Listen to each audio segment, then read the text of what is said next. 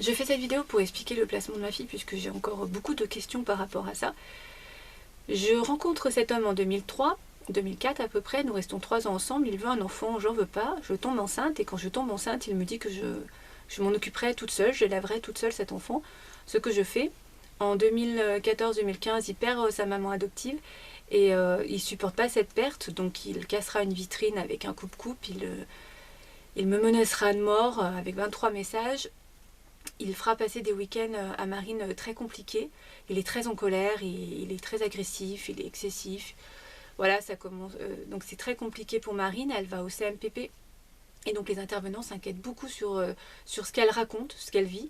Ils prennent contact avec le papa, ce qui envenime la situation. Donc l'assistante sociale du CMPP et l'assistante sociale de secteur me disent qu'il faut que j'agisse pour protéger mon enfant, parce que sinon je serais tenue responsable et qu'il faut que je porte plainte contre ce papa. Donc il me propose ce que je fais, je porte plainte. Il me propose aussi une association, le Tremplin, pour essayer de nous protéger. Au début je refuse parce que pour moi c'est mettre de l'huile sur le feu. Et puis à force j'essaye de rentrer en contact avec le papa pour essayer d'apaiser la situation pour pas en arriver là. Il n'y a aucune communication possible. Donc du coup, je me dis que voilà, je décide de partir dans cette association. Je fais appel au JAF, au juge d'affaires familiales, pour cadrer les visites médiatisées, pour essayer de calmer la situation. La situation ne s'apaise pas. Marine continue à vivre des choses très difficiles. Elle a failli prendre une poêle à travers la figure. Donc l'assistante sociale de secteur et l'assistante sociale de Tremplin me disent qu'il faut que j'écrive à la juge des enfants pour protéger mon enfant.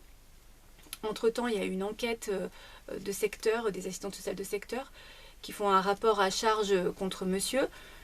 J'ai un rendez-vous avec la juge des enfants, Madame Guignard, Anne-Cécile Guignard au Puy-en-Velay, qui demandera une enquête d'investigation judiciaire, qui sera à charge contre le papa aussi, donc il se verra réduire ses droits.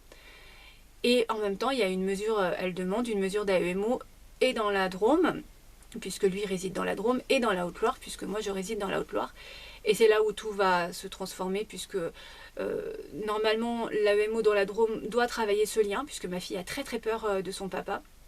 Mais cette éducatrice ne peut pas se rendre chez son papa, puisque, et avec en présence de Marine les week-ends, parce qu'il a droit à un week-end par mois, et ne peut pas se rendre pendant les vacances scolaires, puisqu'elle ne travaille pas pendant les vacances scolaires, donc aucun travail sur le lien ne sera fait dans la Drôme.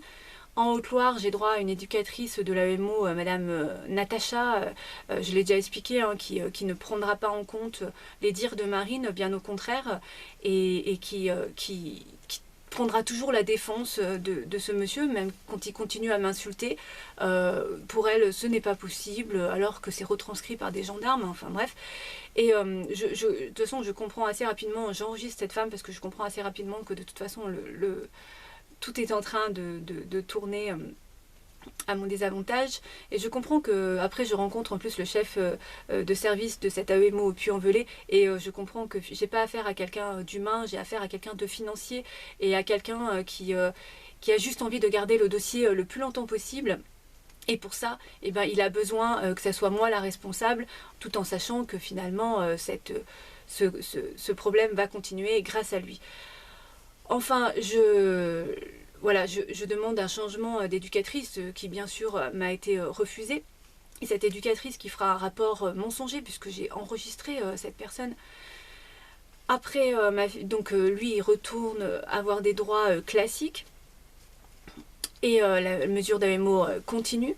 Il devait aller chercher ma fille, on devait faire les échanges de bras devant la gendarmerie, on ne les fait plus, il vient chercher ma fille devant l'école, le vendredi à 16h30. Marine ne veut pas aller chez lui, elle a peur de lui, donc il y aura des scandales devant l'école, ce qui fait que ses camarades ont peur, ne veulent plus aller à son anniversaire, ne veulent plus l'inviter à leur anniversaire, elle est rejetée, elle est mise à l'écart, ce qui crée une phobie scolaire chez Marine. Voilà, je l'emmène chez une thérapeute, je l'emmène voir le médecin traitant pour essayer de trouver des solutions face à ça. Je demande même à cette éducatrice, Natacha, de trouver des solutions, ce qu'elle fera jamais. De toute façon, c'était déjà parti. Son rapport était déjà établi à charge contre moi. Donc voilà, ma fille est, à cause de cette personne est placée le 3 juillet enlevée, 2018, puisque je l'explique, c'est un enlèvement brutal. On vient chercher les enfants en présence de gendarmes et d'éducateurs, brutalement comme ça. Cet enfant est en pleurs. On a quelques minutes pour préparer les affaires parce qu'elle doit partir. Voilà, c'est une décision judiciaire de Madame Guignard, parce qu'elle est en danger. Voilà, en urgence, elle est en danger. Ce qui est marqué dans l'ordonnance, c'est que je ne tournais pas ma fille vers l'extérieur, alors que ma fille faisait une formation musicale, de la chorale, de la guitare, de la batucada, et faisait du cirque, participait à toutes les associations, enfin les activités culturelles. Donc mon village a monté une association pour le bonheur de Marine parce qu'ils étaient choqués du placement de mon enfant. On m'accuse aussi de la phobie scolaire de mon enfant, d'avoir retiré mon enfant de l'école alors que je ne l'ai pas retiré, j'ai juste pris rendez-vous pour trouver des solutions puisque ma fille, voilà, c'était plus possible pour elle, ça devenait extrêmement compliqué. J'ai l'attestation de la thérapeute, du médecin, voilà, j'ai écrit à l'inspecteur, donc l'inspecteur me répond qu'il entend que j'essaye de trouver des solutions et que donc il va demander à l'inspectrice de trouver une solution. L'inspectrice ne peut pas trouver une solution puisque on est en fin d'année et qu'elle fait passer les concours, donc elle ne peut pas être là. Donc voilà, finalement je trouve aucune solution, l'école ne veut plus trouver de solution non plus, je ne peux plus rentrer en contact avec la directrice puisqu'elle refuse de prendre contact avec moi. Ce qui, voilà... Donc, et dans cette ordonnance, on me reproche également le conflit de loyauté. En fait, j'aimerais trop ma fille, donc c'est pour ça que ma fille ne peut pas être bien avec son papa. On a 15 jours, c'est un placement provisoire, on a 15 jours pour essayer d'apporter toutes les preuves de cette ordonnance. C'est ce que je fais pendant 15 jours. J'accumule plus de 50 attestations comme quoi j'étais une bonne maman. J'amène toutes les attestations comme quoi elle faisait plein d'activités, qu'elle était tournée vers l'extérieur. Les attestations sur sa phobie scolaire. La juge refusera mon contradictoire. Elle ne prendra même pas la peine de lire le gros dossier que je lui amène. Le procureur non plus d'ailleurs. Donc ma fille est placée pendant 1 an. J'ai droit de la voir 1 heure tous les 15 jours. Je me bats pour avoir des conversations téléphoniques. J'y arrive. J'ai droit de l'appeler le jeudi soir. Cet enfant se retrouve dans un foyer où elle connaît personne à 7 km de chez elle, à vivre en collectivité. Elle pleure, elle hurle, elle crie qu'elle veut rentrer. Elle ne comprend pas pourquoi elle est placée. Le 13 décembre, c'est la dernière fois que j'aurai ma fille au téléphone en pleurs. Elle veut rentrer, elle n'en peut plus. L'éducatrice du foyer mettra fin à cette conversation téléphonique. Et quelques jours plus tard, j'ai la responsable de l'ASE Saint-Jean qui me dit que je ne verrai plus ma fille pendant 3 mois. Je ne peux plus rentrer en contact avec elle, je ne peux plus lui écrire, je ne peux plus lui téléphoner. Je ne peux pas lui amener ses cadeaux pour Noël et pour son anniversaire. Parce que j'aurais mis un dictaphone dans ses affaires le 3 juillet en présence de 2 gendarmes et 3 éducatrices et en lui demandant d'enregistrer. Je ne verrai jamais la preuve de ce dictaphone. Et en plus, pendant les visites médiatisées entourées de 2 éducateurs de l'ASE, dans une pièce de 10 mètres carrés, j'aurais mis des mots cachés dans les livres que je lisais en lui disant de critiquer son papa et ce placement. Pareil, je n'aurai jamais la justification de ces mots, donc une suspension qui devait s'arrêter au mois de mars et qui finalement continuera pendant 13 mois. On a une audience, parce que Marine est placée pendant 1 an, donc on a une audience au mois de juillet, le 23 juillet, ma fille n'est pas présente. Je n'ai pas revu ma fille depuis. Donc là, ce qui m'est reproché, c'est que Marine me craindrait, aurait peur de moi. Donc le chef des éducateurs du foyer Mazel au champ mention inondé demande le renouvellement du placement. L'ASE, bien sûr, demande le renouvellement du placement sans visite médiatisée. Parce que, voilà, je n'aurais pas travaillé avec eux. Je tiens à préciser quand même que depuis le début du placement, je demande un PPE, un projet personnel pour l'enfant, qui est obligatoire depuis le 2007, pour essayer de mettre des objectifs, parce que c'est le but du PPE, c'est essayer de résoudre le problème assez rapidement pour que l'enfant sorte le plus rapidement possible de tout ça. Je n'obtiens pas de PPE, puisqu'il n'y a pas de PPE en Haute-Loire. Voilà, il n'existe pas. Et donc il sera en quelques mois après, on commence à faire le PPE, mais on ne peut pas le faire en présence de Marine puisque j'ai toujours cette suspension. Donc ce PPE sera finalisé au mois de mai pour une audience au mois de juillet. ce qui ne sert strictement à rien, hein, bien évidemment, mais dans toutes les situations, je le dis, j'ai accumulé 310 dossiers, c'est la même chose. De toute façon, on empêche les parents d'avancer et on détruit cette relation, et on détruit aussi le parent le plus possible pour qu'on justifie de la fragilité du parent, puisque c'est le but de fragiliser au maximum et l'enfant et le parent. Donc on passe donc au mois de juillet. L'ordonnance de la juge dit que je n'ai pas le droit de visite médiatisée. Par contre, on agrandit les droits du papa. Et j'ai droit à 4 conversations téléphoniques pour échanger des craintes de Marine. Cette association qui a été créée par mon village, parce qu'ils ont été indignés, m'accompagne à chaque rendez-vous de l'ASE, du foyer. À chaque fois que je téléphone à ma fille, ils sont présents. Ils font des comptes rendus à chaque fois de tout ça. Bien sûr, mon contradictoire n'est jamais respecté. Et donc, ils seront là pendant les 4 conversations téléphoniques d'1 quart d'heure. Ma fille ne me craint pas du tout et finalement, voilà, elle a plus envie de me revoir. Après ces 4 conversations téléphoniques, la responsable de l'ASE me convoque pour me parler du rapport qu'elle va faire à la juge des enfants. Elle dira que Marine est envahie par ses coups de téléphone. Elle reprend ses crises au foyer pour me revoir. Donc elle demande que je voie très très peu ma fille pour que ma fille puisse se reconstruire psychiquement à chaque visite. Donc une autre ordonnance sera établie le 4 novembre en disant que je peux voir ma fille que 1h30 à chaque vacances parce que ma fille prendrait ses décisions en fonction de moi. Et voilà.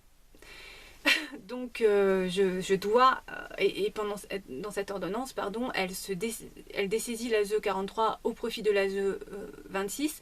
Elle refera une ordonnance, la juge Madame Guignard, pour se dessaisir du dossier le 20 décembre pour la juge des enfants de Valence, Madame Bergougnou. Donc je dois revoir logiquement ma fille 1h30 pendant les vacances de Noël en 2019. J'appelle où est le dossier, je demande quand je peux revoir ma fille. On me dit, l'ASE de Valence me dit qu'il n'y a pas de visite prévue. Voilà. Donc je dis que je ferai une grève de la faim pour voir ma fille, parce que voilà, c'est marqué dans l'ordonnance et je veux voir ma fille, ça fait 13 mois qu'elle ne m'a pas vue. Je fais la grève de la faim, j'obtiens 1h30 pour voir ma fille le 7 janvier. Ensuite, je demande un PPE. Et on me dit bien sûr qu'à Valence, dans la Drôme, le PPE se fait en présence du papa et de Marine. Donc j'attends ce rendez-vous. Je vais faire ce trajet, 4 heures de route pour faire ce PPE. Ma fille fait maintenant aussi le trajet, 4 heures de route, alors qu'elle habite à 7 km de chez moi, pour faire ce PPE. Et finalement, on me dira qu'on ne fait plus le PPE avec Marine, puisque la responsable de l'ASE de Tain-l'Hermitage a changé, n'a plus envie de l'établir comme ça. Je demande un autre rendez-vous pour faire vraiment le PPE avec mon enfant, puisque c'est très important. J'ai envie d'avancer. Je veux que ma fille sache que je veux avancer et que j'ai toujours tout fait pour avancer. Je veux qu'elle soit suivie par une psychologue parce qu'elle n'a pas vu sa maman pendant 13 mois. Elle a été placée comme ça, un traumatisme. Je pense que c'est important qu'elle soit suivie. Finalement, rien n'est mis en place. Je demande une médiation conjugale puisqu'on me reproche encore le conflit parental alors qu'on ne se voit pas. Mais rien, de toute façon, le PPE ne sera pas mis en place. Je n'obtiendrai aucun autre rendez-vous pour faire ce PPE. Je reverrai ma fille au mois de février. Je lui amène ses cadeaux de Noël et d'anniversaire. Elle est très contente de me voir. Après, il y a le confinement. Je revois ma fille au mois de juin et là, ma fille m'en veut, ne veut plus me voir. Elle veut aller habiter chez son papa. Elle me reproche de n'avoir rien fait pour la sortir de là. Nous avons une audience le 27 juillet à Valence avec Madame Bergougnou-Sophie. Elle multipliera les intervenants puisqu'elle mettra des administrateurs ad hoc qui ont vu qu'une seule fois Marine et qui me reprocheront de ne pas respecter l'identité de mon enfant puisque je me médiatise sur les réseaux sociaux. Ils ne, bien sûr, parleront pas du fait que ma fille ne peut pas se construire puisqu'elle n'a pas de repère maternel. Elle a vu sa maman 13h45 en 2 ans, à peine un peu plus qu'une demi-journée. Tout ça pour une suspicion de fusion. Il y aura aussi le chef des éducateurs du foyer Mazel qui bien sûr n'est pas favorable à ce que Marine voie sa maman plus que ça comme d'habitude. Il parlera avec l'ASE d'un balancier. Alors un coup Marine ne veut pas aller vivre chez son papa et un coup Marine ne veut plus voir sa maman. Ce balancier qu'ils ont eux-mêmes créé puisque voilà, je me demande à quoi a servi ce placement, puisqu'on part apparemment d'une fusion, et Marine ne veut plus me voir. Donc je vois pas bien le positif de ce placement et le bien-être de ce placement pendant 2 ans, puisque finalement on a plus reconstruit le lien entre Marine et son papa, et on a détruit le lien entre Marine et moi. Donc il y aura aussi un avocat demandé par le bâtonnier de Valence, qui l'avocat défendra, qui a vu Marine qu'une seule fois aussi, hein, pareil, qui défendra aussi l'identité, que je ne respecte pas l'identité de ma fille.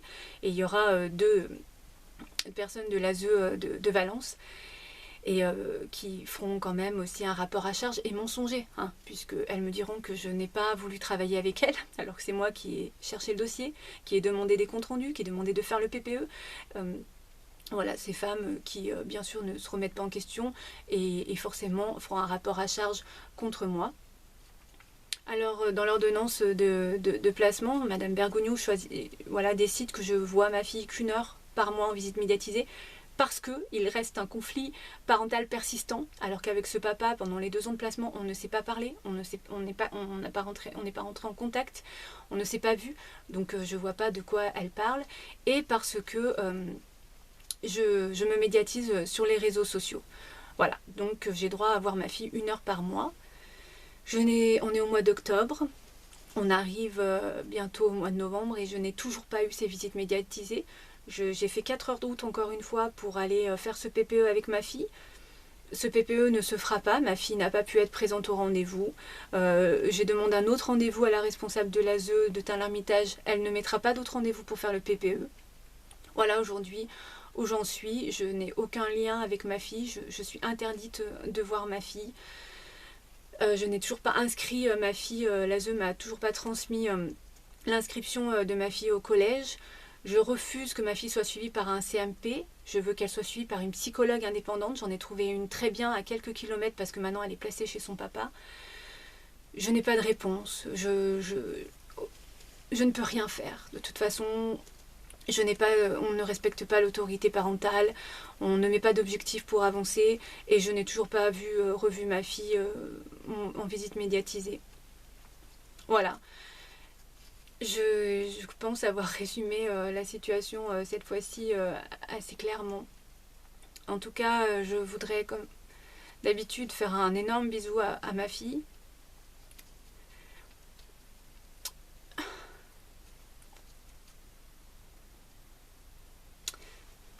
Je t'aime, Marie.